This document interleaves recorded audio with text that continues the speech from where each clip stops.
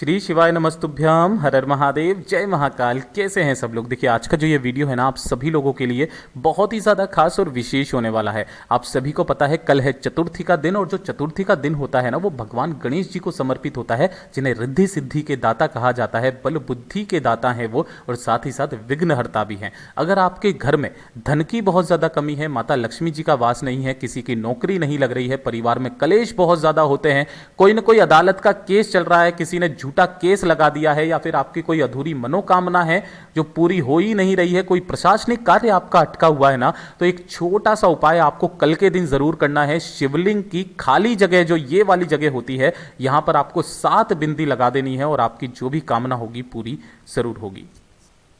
पूज्य गुरु जी की कथा से सुनकर के और समझ करके पूरे उपाय को बड़े ही विस्तार से बताऊंगा, परंतु उससे पहले आप सबसे एक छोटी सी प्रार्थना कि जो लोग पहली बार आए हैं, चैनल को सब्सक्राइब जरूर कीजिएगा, और वीडियो को लाइक करके देवाधिदेव महादेव जी का कोई सा भी प्यारा नाम कमेंट बॉक्स में लिखना मत भूलिएगा। साथ ही साथ गणेश जी का भी कोई प्यारा नाम जरूर लिखिएगा। आपके परिवार की सारी समस्याएं खत्म होगी, साथ ही साथ खुशियां भी आने लगेगी। इस पूरे वीडियो के अंदर हम लोग 3 महा उपायों के बारे में बात करेंगे, जो कि आपकी अलग अलग कामना पूर्ति के लिए सिद्ध होंगे। सबसे पहले बात करते हैं पहले वाले उपाय की। ठीक है, देखिए, पहला वाला उपाय किन लोगों को करना है, ध्यान से सुनना, समझने की कोशिश करना।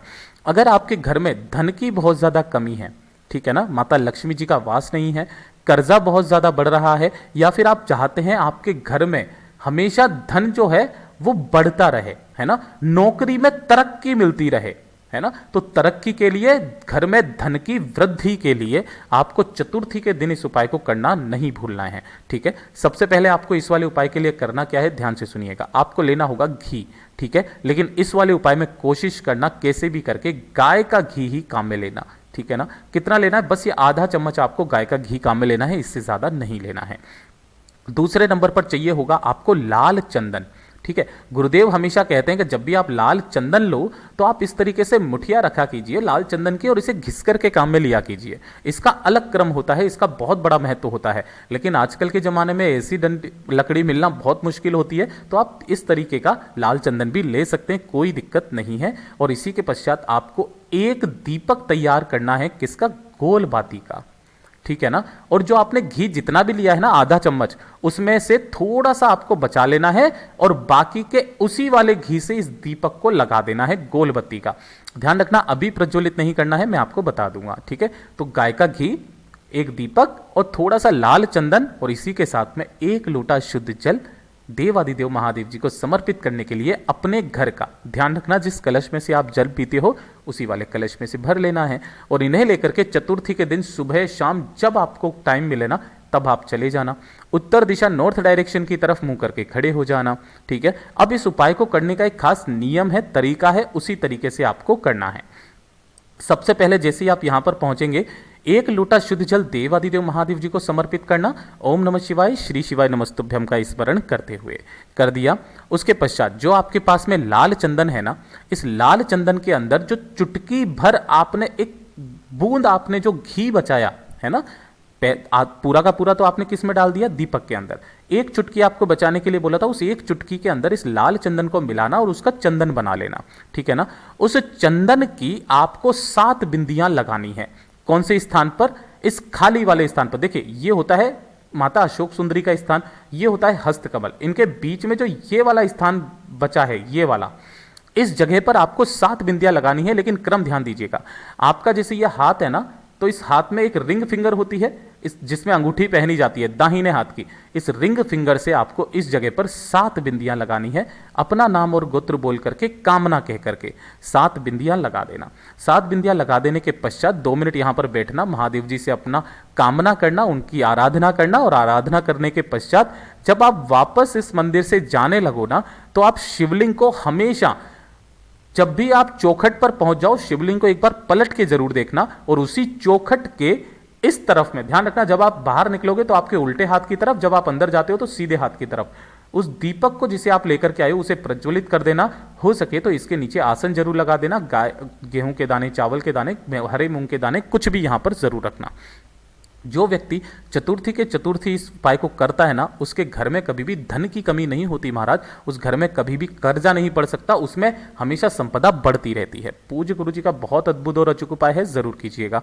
बात कर लेते हैं दूसरे वाले उपाय की। देखिए, दूसरा वाला उपाय, हर घर की परेशानी, हर घर की प्रॉब्लम, कोई ना कोई सदस्य ऐसा जरूर होता है जो कि नौकरी के लिए बहुत ज्यादा कोशिश कर रहा है लेकिन उनकी नौकरी नहीं लग रही है। तो पूज्य गुरु जी ने अभी कुछ दिनों पहले जो श्री गोपी गोपेश्वर शिव महापुराण कथा चली थी, उसके अंदर नौकरी का सबसे अद्भुत उपाय बताया है, जिसका कोई दिन फिक्स नहीं है, किसी भी दिन आप कर सकते हो। एक नियम बना करके हफ्ते में एक बार करना स्टार्ट कर दीजिए।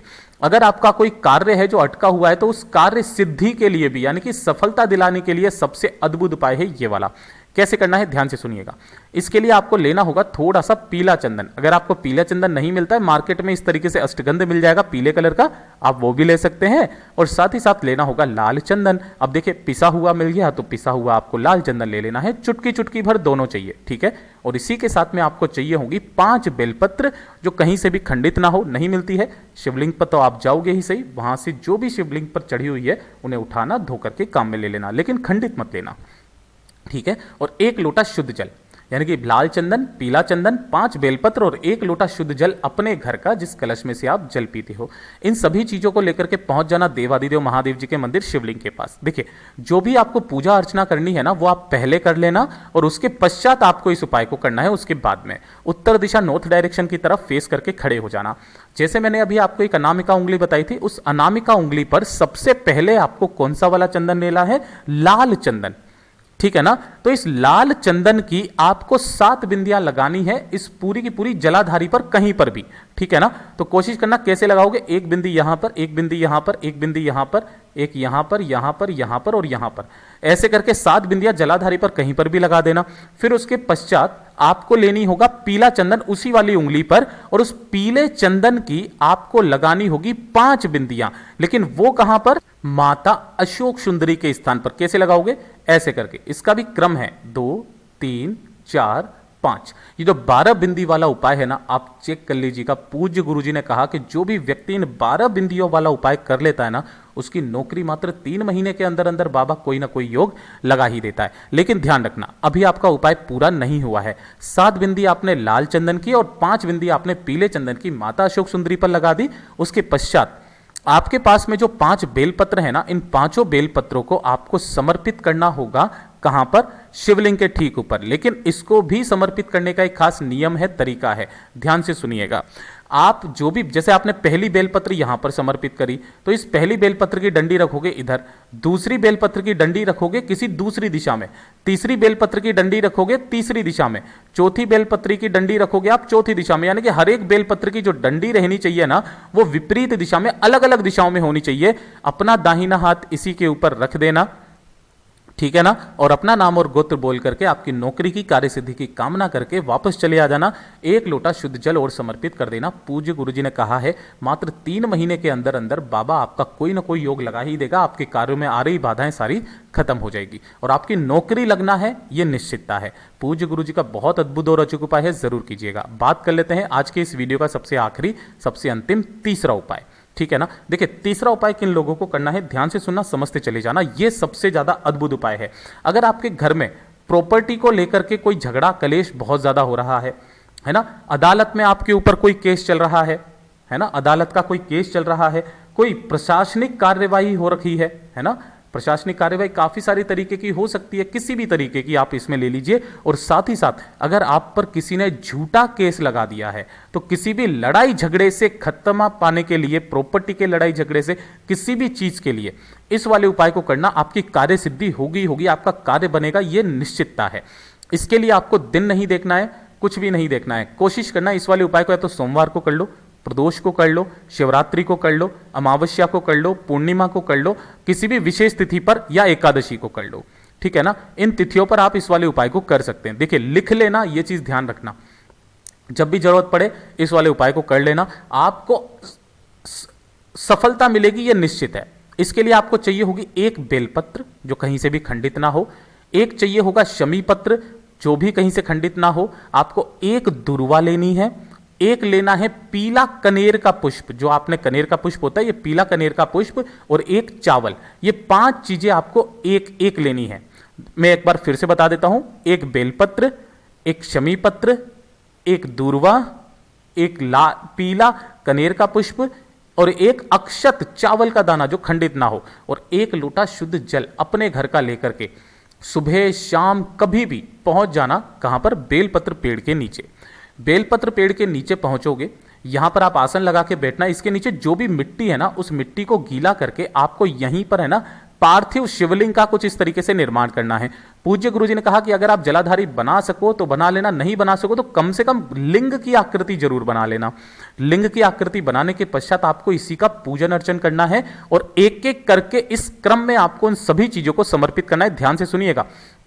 सबसे पहले आपको एक बेलपत्र समर्पित करना है। इसी जगह पर ध्यान रखना, बेलपत्र की जो डंडी रहेगी वो जलाधारी की तरफ, बीच वाली पत्ती रहेगी आपकी तरफ और आपका मुख रहना चाहिए दक्षिण दिशा की तरफ। जब भी आप शिवलिंग को बनाए ना, तो ये जो जलाधारी का मुख बनाओगे आप, ये उत्तर दिशा की तरफ होता है, ये चीज ध्यान में रखिएगा। तभी ना जाकर के आप इधर बैठोगे तो आपका मुख उत्तर दिशा की तरफ हो जाएगा। तो पहले आपको एक बेलपत्र समर्पित करना है, उसके पश्चात उसी के ऊपर आपको एक शमी का पत्ता समर्पित करना है दूसरे नंबर पर। तीसरे नंबर पर एक दुर्वा आपको समर्पित करनी है। चौथे नंबर पर एक कनेर का पुष्प और अपना नाम और गोत्र बोल करके एक चावल का दाना इसी पार्थिव शिवलिंग के ऊपर आपको समर्पित कर देना है।